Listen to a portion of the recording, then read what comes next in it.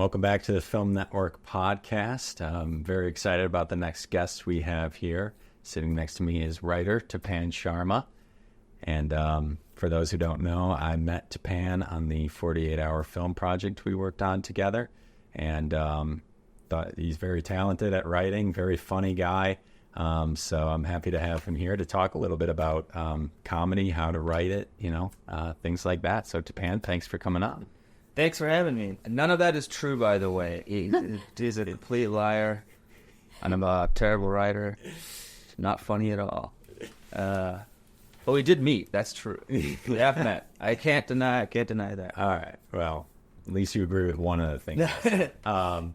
But yeah, you've been writing now for some time, I would say. I'd sort of let you tell your history on that, but I want to get right into a little bit about the process overall, how you approach writing something when you undertake a new project. Yeah, I don't know. I've noticed I never thought I had an approach, and whenever I think I do, like, some part of me, I guess, like, rebels against that, If I ever think, I don't know, like, one time I was exhausted after finals, was running on a treadmill, and that's when like a full story came to me. But it could be in the shower, it could be when you're trying, when you're not trying. Like nothing seems to work consistently for me. Like you just have to engage in the process anyway. You just have to start writing. I think that's the key. Like I don't know, and that's advice I've heard before from Stephen King, R.L. Stein. They say don't wait for your heart to be in it. Just start. Just keep going. But I have noticed in like retrospect that everything I write it takes some social justice thing that I feel like, we're all trying to address or, something that makes me angry that isn't happening. And then I'll find a way to tell something about it through genre. So like Jordan Peele does that, Adam McKay does that, Greta Gerwig does that. They've all done it really well in different ways. And I think in hindsight, that's kind of what everything I write is. But then I've got some stuff that's just like purely silly too. So yeah.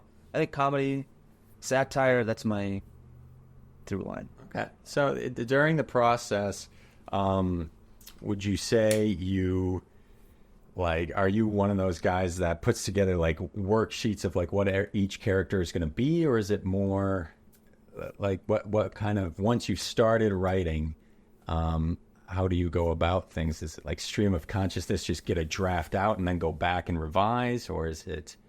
Yeah, I hate rewriting, and I know that's so I think about it a lot, as much as I can, to get the first draft as much of the way there as I can. Of course, you have to rewrite, of course. But if I can, I think I put off the writing for a long time. I don't know if we're allowed to swear on this thing. Yeah. I kind of fuck around in Word for a long time, and when I heard Tony Gilroy does the same thing, where he just final drafters can be a little precious, and so you mess around in Word, and it's just more fluid. It's you can move things around or whatever. Nothing's committed, and then I know he was talking about how he spends a week just hammering it out. And it's something similar to what I feel like I do. I put it off, collecting notes. Sometimes I have to create a runway for myself, where I'm like, how do I get back into this? When you've done you've got 20 pages of notes, and you're like, oh, this felt good to put on the page, but it's a mess. It's a bunch of puzzle pieces. So I'll create a little runway of okay, what are the questions I need to answer? You're always asking questions. You're always just coming up with answers. Sometimes you hook into a character. Sometimes you're okay, I know I need this scene in there. Just all depends. It's all different. It's different every time. Yeah. Okay. So, comedy is something I've tried sometimes to middling success, I guess. Some people find it funny, some people don't. But there's different forms of comedy, obviously. Scripting a comedy in the form of a movie, obviously you have to write characters in plausible situations, and that's very different from stand-up, where you can just write jokes, punchlines and things like that. That obviously doesn't work in narrative form, just a series of jokes. Yeah. What do you see the difference as? Does one come easier to you? I think growing up, I became a riffer. I always thought it'd be funny whenever people were talking and I would, say something funny to jump in. And so then I was like, okay, how do you provide that yourself? You have to become your own straight man and figure out, okay, like somebody says something and somebody responds. Sometimes I'll just think of a line, and then I have to decide, does it make more sense as a stand-up bit coming out of my mouth, or does it make more sense coming out of another character's perspective in their mouth? And so sometimes I'll just think of the line first, and it's like, and because I just love wordplay. I talked about word, but I also just text myself things. It makes it less precious, not even in a notepad or anything, just like I'll just text myself something that, and I'll look back, and maybe 9 out of those 10 things are whatever, Yeah. But 1 out of those 10 things is going to be something that like, oh, that's it'll make you laugh, and you go, okay, there's something there, So if I'm like, so I thought of just a tiny pun of like, oh, I don't know how to DJ, but I'm turntable, and then I'm like, okay, does that make sense for me to say, or does that make sense for there to be a dialogue where somebody's like, do you know how to DJ, and then somebody responds like, well, I don't know, I know, just being silly, right? Yeah. But like, so that's like, that doesn't maybe make sense as a stand-up joke, but you're like, maybe as like a cute piece of dialogue. Yeah. And then you just decide like, yeah, in what format does it make the most sense to put that? Sometimes I'll think of, in comedy this happens all the time, when you think of a joke that just doesn't make sense coming out of your mouth, like we were saying, and then you give it, and I've heard of comedians who they'll just give it to someone else. They'll give that joke to someone else. So the similar thing with stand-up, and then with writing, we'll be like, okay, oh, this character, like, maybe I wouldn't be allowed to say this, but this character would be more than okay saying this line. Mm-hmm. So I think in some ways it actually is more freeing to write it, but there's no immediate audience and there's no immediate feedback. So that's the drawback. So would you say you feel more comfortable doing one over the other? Do you feel comfortable standing up in front of an audience, just you telling jokes, or are you more like, no, it's more comfortable for me to write a script? And it's hard to say. 'Cause I think my experience has been, for better and for worse, shaped by the pandemic. And in the pandemic, there was no performing, right? It was like purely writing. I had to just do it on the page. And a lot of what I was doing was writing about stand-up and people doing stand-up too. Like one of my pilots, one of my features, I think another pilot has somebody performing on stage too, so I was pouring it all on the page. And it became easier because I could just, you don't have to memorize any of it. You're just throwing it on the page and then it's done. Stand-up is a lot of like, obviously you're memorizing your act, but then also making it seem like it's not memorized. You're making it seem like it's impromptu. That's the whole art of that. And like making it seem like it's off the cuff. Mm-hmm. So that can be tough, but now that I'm getting back into stand-up, I don't know, it is fun knowing, okay, you've got 3 minutes, like, just being comfortable up there. I just started, like, teaching these, like, test prep boot camps, too, where you're in front of, like, 30 to 40 high school kids. So that's a great experience, too, just to, like, again, not trying to make them laugh necessarily, but just being in front of, like, tough crowds. Yeah. Like, it all helps, and the more you do it, you're like, oh, this is... like, it's very similar to a stand-up crowd where some people are going to be super engaged, some people are going to be super disengaged, and there'll be a bell curve in the middle. And once you accept that and don't take it personally, then you just find yourself being more free on stage. Yeah, or in front of a classroom. Yeah, so you said a lot of your comedy deals with social commentary. It seems like in the present sort of political, social landscape, perhaps there's been somewhat of a referendum on certain types of comedies, or certain comedians will say a joke that people think is too off base and then go after them. Do you feel like do you think there is a limitation on what humor can cover, or do you think there should be if there isn't? It's a good question. I think we're all trying to figure that out. But I'm not one of those, people who like complains that, oh, comedy's changing and it's getting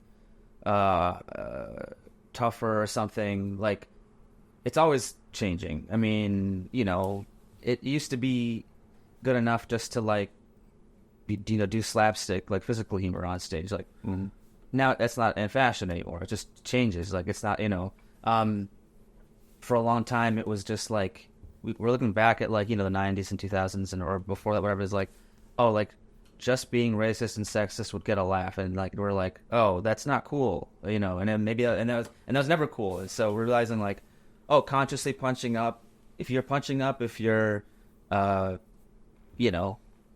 you're not trying to hurt anybody, I think that's really, most of the way there. And just like, I don't know. I think and also just taking accountability for like you can say the thing you want to say, and there might be a consequence to that. Like, that's the whole point. You're not speaking into a vacuum. You're speaking in front of an audience, and like, they might like what you have to say. They might not like what you have to say, and they have every right to, to have their opinions heard, just in the same way that you're being on stage.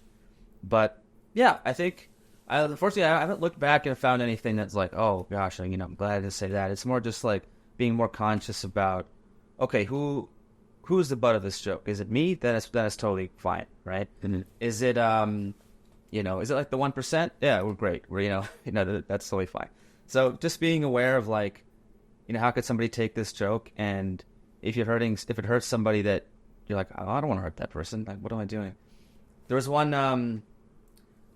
There is a philosophy like, oh, treat everybody equally, right? Like, attack everybody equally. Yeah, because the equal opportunity offender. Yeah, equal opportunity destroyer. All men are cremated equally. I just, I had there's a couple of lines where I was like, but then the opposite. I heard a comedian say, I think it was James Acaster. He said, you can't treat people equally before they're equal, or it was like you can't treat people equally until they're equal. So the idea was like, actually, that the approach isn't to just attack everybody equally. The approach is to actually, not attack certain groups who've been marginalized, because otherwise they're just perpetuating the status quo. So I thought that was interesting. And so I don't know. I think about that, and I'm like, yeah, yeah. You just have to be, but yeah, you can't be afraid of like, if you say a line that offends somebody and then they're offended, they have every right to be offended, if that's, yeah, that's part of the dialogue. Yeah. So the concept of sort of, to me, there's a difference between attacking somebody and attacking a stereotype.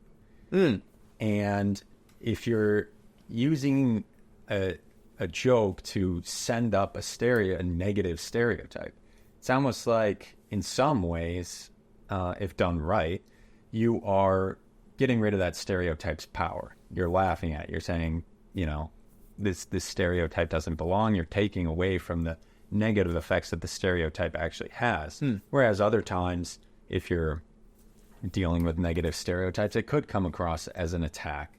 But I just wonder if sometimes we don't make that line clear, and so we end up criticizing or condemning comedians that are trying to say, no, this stereotype is ridiculous, let's laugh at it. We end up criticizing those guys alongside the ones you were talking about that just would say racist or sexist things and expect a laugh out of it. Do you see that? Yeah, that can kind of cross over. Oh yeah, I think it's a good point. I like to think that people are smart enough to tell the difference in like just the intonation and the intent. But you're right. Oftentimes people get, caught in the crossfire, like where it was, maybe sarcasm wasn't read appropriately or whatever it was. And so, yeah, I think that's I don't know. It's tricky, but it's kind of exciting. Comedy's always, I don't know. It just feels like almost like a math problem, and I love math. So I just like, Yeah. So let me give you an example. Fit your response to something. Yeah. So, I recently saw that you had written a pitch or something for a script dealing with, I think maybe riffing off of your personal experience with very high expectations from your parents to be a doctor or something. Like, you can correct me if I'm saying anything wrong. Yeah. But there is a stereotype in Asian cultures of having very high expectations, high performing jobs, things like that. Yep. Being very strict on the younger people, children, things like that. So if I were to write what you wrote, would you take issue with me writing some of the jokes and sending up those stereotypes because it was not my personal experience, but I do see the stereotypes that it plays into? Yeah, that's a really good question, because so the nice thing about like competitions, that somebody who like wasn't connected or isn't connected in Hollywood, that kind of thing, I had to just play the competition route, right? The nice thing about that is like they scrap the first page, like title page, so they don't know who's reading, or so the reader doesn't know who wrote it, or even they can maybe infer, like if they read that script blind, they could probably infer that an Indian wrote it, but they don't know that. Right. It could have been written by you. I think that, you could do that, but I think that if I've written it well and you've tried to tell that story, it just, that authenticity would show or not show, potentially. Similarly, like, I don't know, I just saw a clip of Denzel talking about, anybody could write anything, but, why did Scorsese, write Goodfellas, and why did, I forgot the other example he gave, like, where there's a cultural, like, intonation that just comes with, like, somebody who's experienced that culture firsthand. So, I mean, there's nothing stopping you from writing that story, and I think it's actually, if anything, I don't know, this is my opinion, is like, we probably need more, if we're talking about specifically like Indian stories, like it'd be great if there was more of that, just like creating complex South Asian characters, no matter who's doing that. I think it's a cool idea, and it's like I'd welcome that, but at the same time, it's like I would think, or I would hope, because it's based on my personal experiences, that my version would just feel more personal. Sure. And similarly to, like, if I were to try to write about your experiences, I guess it's more just like, maybe, an autobiography versus a biography, that kind of thing. And both can be good, really good. An autobiography might actually be, the negative could be that it can be more honest or more dishonest, because maybe I'm, So, yeah. Okay. And I just bring that up as a possible example because the fundamental concept of punching up and punching down seems to me to suggest that that it comes down to who's delivering the line. So, like you said, you're Indian, I'm not. That changes the dynamic of telling a joke about an Indian stereotype. But who sets that hierarchy then? So somebody like Dave Chappelle got in trouble for making a joke about trans people. Dave Chappelle is obviously black, marginalized group in and of itself, and yet he still got in trouble. So who defines that hierarchy of like, well, this marginalized group can make fun of this marginalized group, but not this one? Yeah, no, I don't think it's a hierarchy like that. It's more, I think, in his case, that it's interesting. I don't know if this has been talked about, but the idea that, like, no, I'm sure it has been, but the idea that he's made it in every way that you can make it, right? I mean, he is like the elite of the elite. Right. Well, they were never going to kill his career or something. Yeah, He's just got to be successful. But the outrage against it. Yeah. Whereas, say, none of the jokes he's told about black people he's gotten in trouble for. Right. If a white person were to tell a joke that he himself has told about a black person, they would get... Oh, of course. Similarly, if he was trans and he was making those jokes, I think it would be received differently. Yeah. Absolutely, yeah. Like, if he was of the group that he was poking at, then it's like, it's all fair game in that, at least that's what we've decided as a culture right now, right? But it's weird because I thought about this for myself, and I think that I even feel uncomfortable doing an Indian accent. Really? So, so it's like, even within myself, I feel like there's a line where I might find that maybe there's a way to do it, but it almost feels like I'm appropriating my own culture or somebody else, because like I don't know, maybe that's part of the whole ABCD, American Born Confused Desi thing, is like not knowing what you are. I was born in Canada too, so that just adds to the confusion. I didn't know that. Yeah. So like it just but it like totally fits. It's just like, but I was like, I remember having a couple of jokes where I did an accent, Indian accent, and thinking that was totally fine, and I'm sure I can get away with it. No one's gonna. be like, oh, you can't do it in the accent. Right? So that part's covered, right? Nobody can say I can't do it. Right. But I'm almost feeling that I don't want to do it, you know? Because it's like, it's not actually authentic to me. That's a question I've asked myself. And, but yeah, even within your own group, there's like, what do you feel comfortable doing? What, you know? That is interesting. I hadn't thought about it. Well, that was a requirement to come on the show today, you know, was that You would have to do a joke. Yeah. In the accent. I know. you do need to do that at some point. Yeah. I regret doing that for the audition. They made me audition for this. I did the whole Canadian accent. But no, that is interesting to hear that you feel some sense of personal restriction from offending even a culture that you are part of yourself. Yeah. So that's interesting. And that plays into the next thing I wanted to roll into, which is this idea of offensive humor. To me, when you get to the level of something like Dave Chappelle or some of these other, like Bill Burr, like the big comedians that will routinely tell somewhat offensive jokes, to me, there almost has to be a responsibility of the consumer, of the audience member, to say, well, that's just not my type of humor, so I'm not going to go seek it out. So I'm not going to be outraged about somebody saying an offensive joke, because I would have never heard it unless I went out and watched them. And I know what their type of humor is, and it's offensive, and I know that I get offended by things. So, like, it seems to me there's some responsibility on the audience member for at least these big comedians to say, they don't have my sense of humor, I'm not going to go listen to their comedy. Do you think that the audience bears any kind of responsibility for the offense that a joke has if they know going into listening to a particular comedian that they say offensive things? Yeah, that's good. That's an interesting point. Yeah, I guess with comedy, ideally you're hearing everything, you're hearing new stuff. That's the hope. Right. So unfortunately, like, yeah, and you know, like in Chappelle's case, from what I understand, I haven't seen his last thing, but it seems like he keeps going back to like the you know, anti-trans stuff.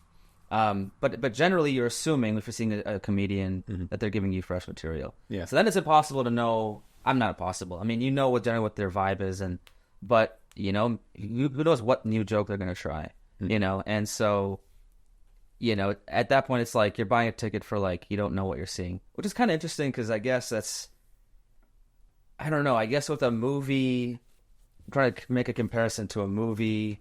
Well, the movie, like, those are reviewed generally beforehand, and you know, you've seen the trailer, but also you don't really know what you're going to see. The whole point is you're wondering what the heck you're going to see. But yeah, I don't think the audience can fully, like, know what they're getting into, because what you want is a brand new experience versus like a music concert where you know exactly what you're going to see. Like you know the songs you're going to hear. That's different. So I think there's a slight difference between that and, like, yeah, because the idea of going to, like, a Taylor Swift concert and then being offended by something is so absurd, because you're like, well, you already know what she, besides the outfits and the choreography, that, like, you know exactly what she's going to do. Like, but with comedy, it's like it's a mystery, and yeah, I think both sides have responsibility to just, like, yeah, the comedian can say what they want, and they should fully accept the consequences of if somebody loves that joke or somebody hates that joke.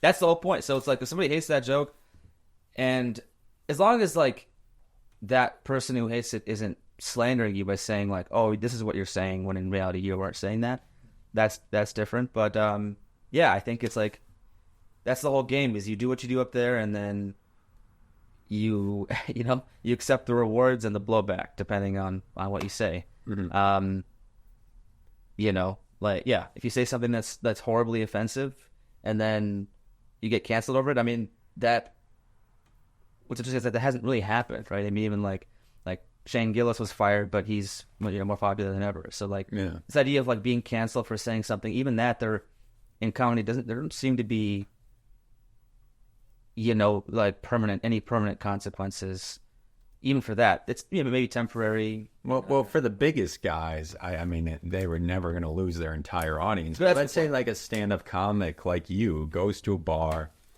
and or goes to a stand-up show, and people think he's funny, you know, and they'll give him a crown, but he says one joke that's a bit off color, and now everybody's like, no, can't have him back again because of that one joke. Yeah, I don't know how it works with exactly with the.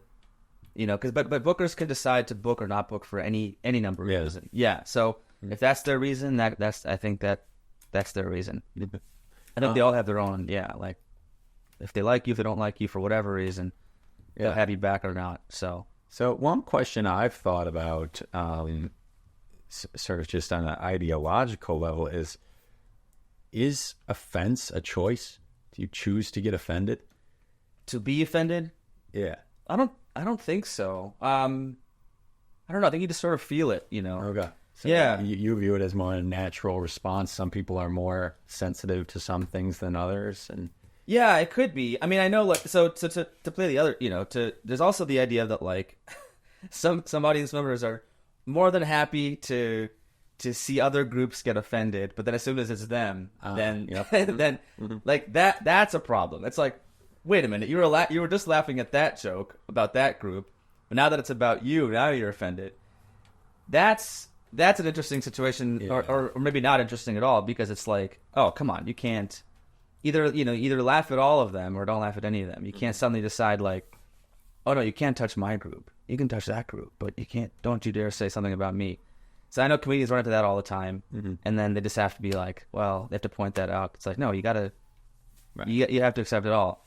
But I also, so then the other side of that is like, I know some comedians get upset when they're like, do you ever encounter this person who gets offended on someone else's behalf? I was going to ask you about that. Yeah, and I see that premise a lot, and I'm like, I think it's strange because it's like what they're saying is empathy. Like that's what empathy is. Like, like if somebody, I remember I was at a bar in LA and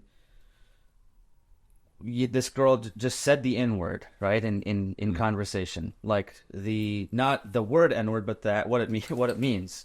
And I just got up and left, and I, so yeah, I was offended on a group's behalf that wasn't my own, but you just like, that's, cause I don't know, I just couldn't be okay with that. And then later on, I think I explained, I was like, yeah, you just can't, you can't say that. That's what do you, and because she was saying she didn't mean any offense by it, she was just saying it. But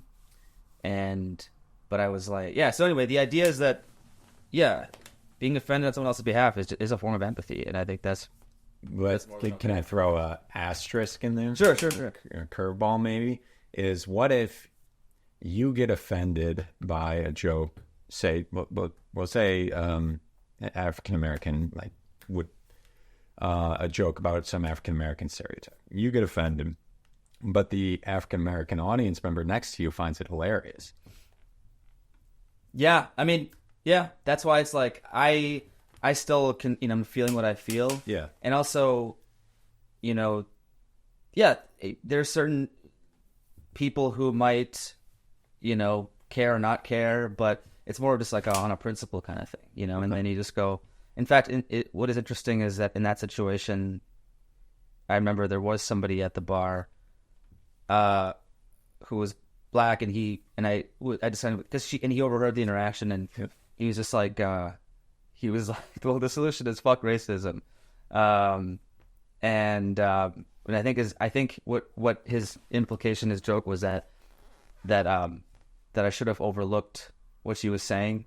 And, but so yeah, we had sort of a laugh over that, but I mean, it was, yeah, you just feel what you feel, and it's okay to feel that, Do you think that, because it seems to me that when it comes to offensive humor, part of the entertainment of the humor is the idea that you are offending people. Like the actual offending of someone makes it funny.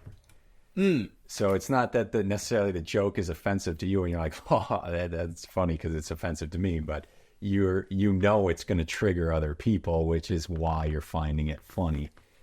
So in that regard, I guess, can you have offensive humor that everybody's going to be okay with, or by having the humor being offensive, inherent with that is that you lose a certain section of your audience? That's good. Yeah, I don't know if I've thought about it like that, because I'm trying to think because for a while I thought that, okay, every joke has a butt, whether it's a person or something that you're making fun of, right? I mean, although then there's wordplay that doesn't do that, or even just like you could just mention a word, and like if I said I'm gonna try to think of something off the top of the dome, like alopecia, right? Okay, just saying the word, is that offensive, right?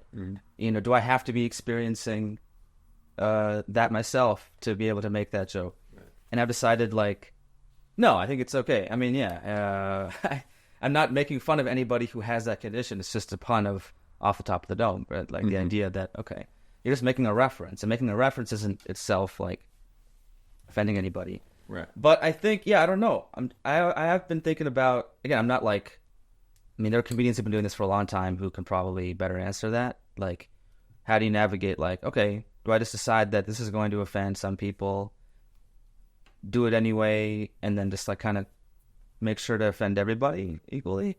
Or do you decide, like, I'm just going to do, I mean, there are clean comedians, right? I mean, there are people who, like Jim Gaffigan, and there are people who, but even then they're making fun of, like, McDonald's or Hot Pockets or something. So something's being made fun of. Yeah. And you just have to decide, like, yeah, that's just what it's going to be. And am I okay doing that? So I think everybody's got their own line. Yeah. Yeah. And you just kind of trial and error. Because for me, so I have epilepsy, if you didn't know.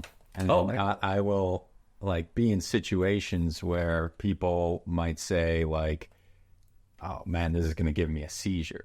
And it obviously won't. They don't have epilepsy. But they're watching, maybe they walk into a bar where there's flashing lights, or they're watching a movie where something happens. Or, any situation could come up where somebody offhand just like, oh, man, it's going to give me a seizure. When obviously they wouldn't have one if they don't have epilepsy or any condition that induces a seizure. To me, that's never really been offensive. I mean, it's not even a joke per se, like there's no punchline to it really, but it's just like a offhand thing that they say that doesn't really bother me as somebody who presumably might have a seizure if it actually was seizure inducing. And so that's always been my sort of barometer for when I see people getting offended at jokes, is like, well, it comes down to intent, I think. I don't think the person who says that dislikes people with epilepsy. I don't think they want to insult people with epilepsy. It's just sort of an offhand thing that they said that is whatever. It's more a statement about, like, this thing is flashing and doing stuff that could induce a seizure, as it is, let's laugh at people who have seizures. Yeah, I mean, that's a good point. Yeah, I mean, at the same time, like, if somebody does have epilepsy and they are offended by that, I think that if they point out that, like you said, like, oh, you actually can't get a seizure by that happening, which is something people might not even know. Yeah, that itself is like a falsehood that is actually well worth pointing out anyway. Like, and then if they're like, I think that if that person really has, for whatever reason, is offended by that, I think they're more than valid to be offended by that. And then if they point out that, like, it's like, oh, actually they can't, that can't happen, right? Yeah. Because some people, might genuinely believe, like, oh, that flashing light might give me a seizure. And it's good for them to know, somebody who knows what that's actually like, that can't happen, and that they've experienced seizures. And it just becomes like, now you're just having a conversation and getting to know each other about something. But that person who was offended if that person was like pointed that out, I wouldn't feel offended that they pointed out that like that I was actually just using almost an idiom out of like ignorance almost, right? Like Yeah. But it's like if I were to go see a stand-up show of you. Yeah. And I'm not saying you would ever tell an epilepsy joke, but if you did, I mean, I know you personally, so it's different. I know you don't hate people with epilepsy, so even if you told a joke about it, it wouldn't be out of a dislike of people with epilepsy or something like that. But even if I didn't, it seems to me that most of the times when I hear jokes about, or even about people with disabilities generally, what neurological disabilities, something like that, it's almost never being done out of a let's laugh at these people because we don't like them, Yeah. Well, it could be, but also I was just thinking about, intent matters, but also the effect does matter, right? Because it's like, what's the HR thing that they, with sexual harassment, it's not about what you intend, it's how it's taken.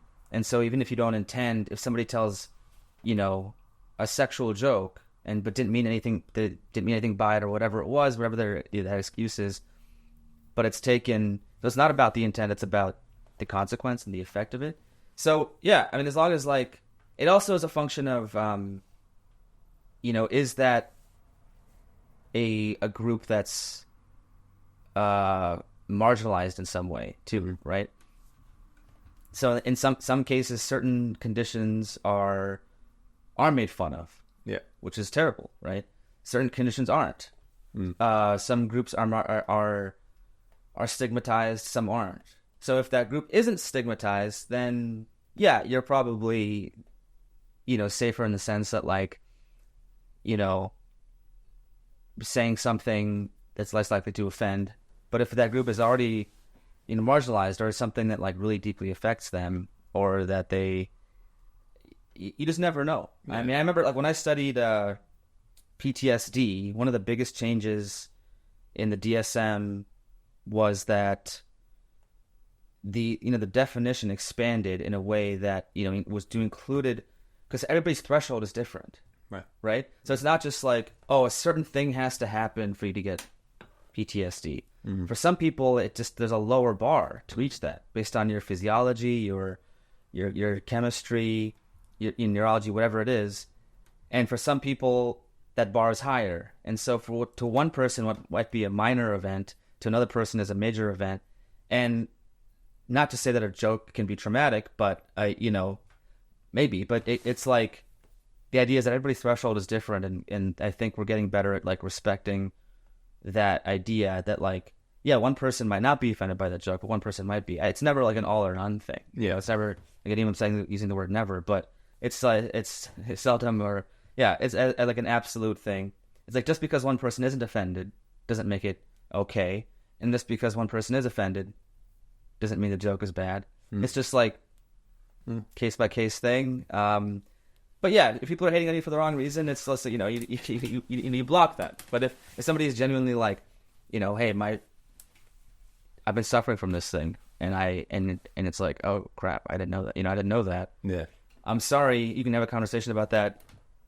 Maybe they decide like, you know what, you can keep doing the joke or whatever. Now sure. I just want you to know that's my experience, and or I know some comedians. I know they stopped doing the joke because they talked to enough people that like told them, and then they're like, you know what, yeah, well, I don't want to offend, I don't want to make people feel bad. Why would I keep doing that joke?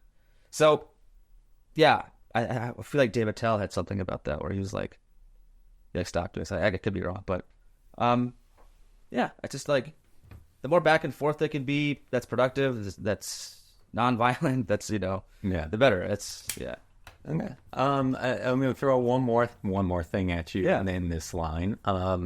Is what about jokes that are based off, say, tragedy? So we've talked a lot about jokes that target people maybe on a personal level because of their demographic, a condition, a skin color, whatever the case may be, sexuality.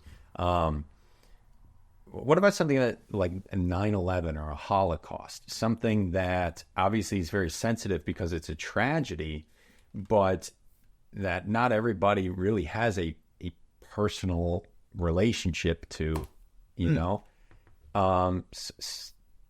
Do you think jokes about that generally on a general scale are okay, or do you think those can cross a line?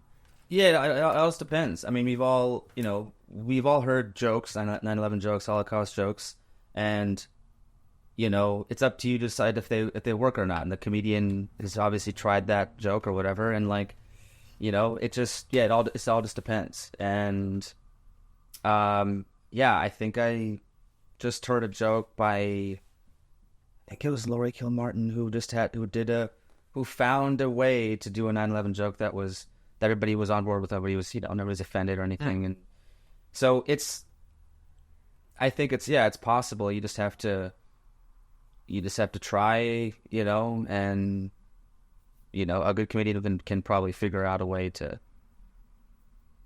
where the joke isn't actually about 9/11 or the Holocaust. It's like making fun of something else, maybe, where, or again, yourself. You're making, you're making fun of yourself or something. Where it's like that's maybe the premise, but the joke is actually like, But yeah, it's like the true test is like, did you get, did it work? Did you get laughs? What was the response? Right? There's no joke is like in a vacuum. Yeah. So you have to put it out there, and if people decide that if they just don't laugh and it wasn't funny. Right. If they if all you get were people who are like, that wasn't funny and it was, offensive or whatever it was, then it's like that's what it was. It's like it is kind of democratic. Mm-hmm. And yeah, you might have different crowds, different cities, different whatever, but and similarly things that are funny might not get a laugh. So like things that aren't funny do get a laugh just because they know how to do like jump scare comedy kind of thing. Sure. So it's like I'm still, figuring it out, but so I'm no expert, but it's these are all interesting questions that like we're all kind of wrestling with. Yeah. At least if you're trying to be a decent person, at least you're wrestling with that. Yeah. Some people are just like, whatever, I'm just going to be offensive on stage and not worry about it. It's like, well, okay, then at least be, I don't know. Yeah. I'm trying to be at the cutting edge of comedy, like instead of falling back on like old things and old ways, then you should be like at least thinking about these questions. Yeah. You might get the wrong answers, but you just try. Yeah. So to wrap up sort of this whole conversation, which has been great, by the way. It's been thank you. Really insightful. Yeah. Do you, on a personal level, believe in the idea of canceling someone for a joke, or is it more nuanced than that? Well, I think there's if you say something that's like that, is deeply upsetting and whatever, it's like whatever the consequences. Yeah, the problem is that again, whether it's good or bad, right? So if you tell a great joke and it does well, then you accept the reward of that. If you tell a joke that is just offensive or whatever, and people, it's sort of, that's what comedy's always been. There's no objective, like, you don't put it into a machine and it tells you if it's good or right. So it's always been a function of like the audience. Like jokes, the best jokes today might not have worked, 100 years ago, and vice versa. It's always going to be some function of its time.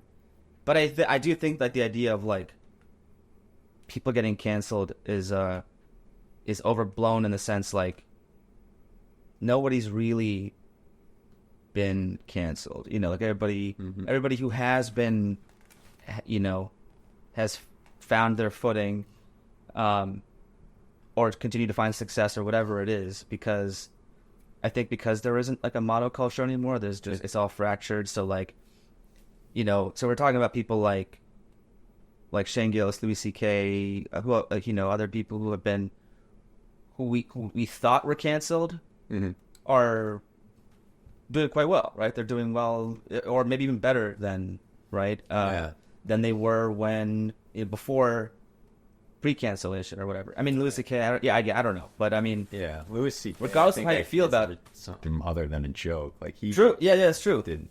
That's a good point. Sexual harassment. Yeah, that was a sexual issue. Yeah, but even he's like still working, and so it's like, so this idea that like cancel culture is a problem, it's I don't think it is a problem. If anything, people aren't canceled effectively enough. Like, if anything, Yeah. it's just like, we decided, okay, that was wrong, and then the next year they're back, and it's like, oh wait, then what was, And I mean, I know there's a difference between saying something on stage versus like doing something in the personal life. Yeah. But I guess the point is then that like if people are coming back from worse stuff, Yeah. like Russell Brand is still. I saw some article where it was like he's making more money than ever or something, Really? or making tons of money just in Yeah. spite of all these allegations. So it's like, I don't think, I don't even think that cancellation is really a thing, at least in practice, right? And so even if you are like canceled for a joke and there's blowback or whatever, it doesn't seem like it sticks. I really don't think it's too much of an issue. All right. Well, fascinating conversation. I want to ask you if you got any upcoming projects that you can take the opportunity to plug, if you have anything. Yeah, I mean, I'm always writing, whether it's, a short feature pilot, like I just love whatever it is, sketches, stand-up. So, yeah, I'm hopefully starting to do more stand-up locally in Minneapolis. So, I don't know, no dates on the, on the books yet, but, coming to a, brewery or a, or an Acme near you. That's, it's kind of what my routine is going to be, writing, stand-up, and then a little more acting and stuff. So Cool. yeah, Very cool. So the last thing I want to talk with you about is sort of going back to almost the beginning of the entire show here is in the writing process. How much of we've all heard the cliche, write what you know. Mm-hmm. How much does your personal experience play into your writing of jokes, writing of stories, things like that? Yeah, I think it all. I think I'm trying to think. The first couple of features that I wrote, kind of superficially, had nothing to do with me. One was about a group of women. One was about an African American man. One was about the last Santa Claus, called Last Santa. So, and then I finally started to. Some people were telling me, write about your own life more. Mm-hmm. So then I wrote Off Color and Shuttlecock and things that were more, about an Indian American person experiencing things that, like, a lot of times I experienced directly. But even those other characters are their psychology is coming out of me, obviously, right? Whatever you write, it's coming out of you. So you bet, write what you know. Yeah, I think that's always a good thing because that authenticity is going to, like, come off the page. But that can also come from research, and a combination of research and empathy, right? So if you're writing about a character who's gay or whatever it is that maybe you aren't, you can still write that character as long as you're, research, empathy, which I think then combines to just respect for that group of people, whatever that is. So, and then write what what's interesting is that also applies to whenever you're stuck. That can apply to, like, well, I know that I need this scene. I know that I need this character to do this thing or say this thing. So let me skip to that, and then I think Taika was saying the same thing. It's like write the stuff, like just write the parts that have to be there, yeah, and then string them together. Sure. It might not make it. It might not be like, it might be a small moment. It might be a line or whatever it is, but the idea of write what you know can also apply to, like, okay, well, I know I want this.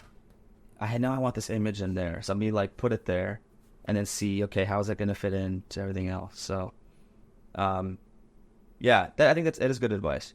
Yeah. Okay. Yeah. Cool. Well, very interesting on Tapan. Thanks for coming on. Thank you. Yeah, I appreciate having you.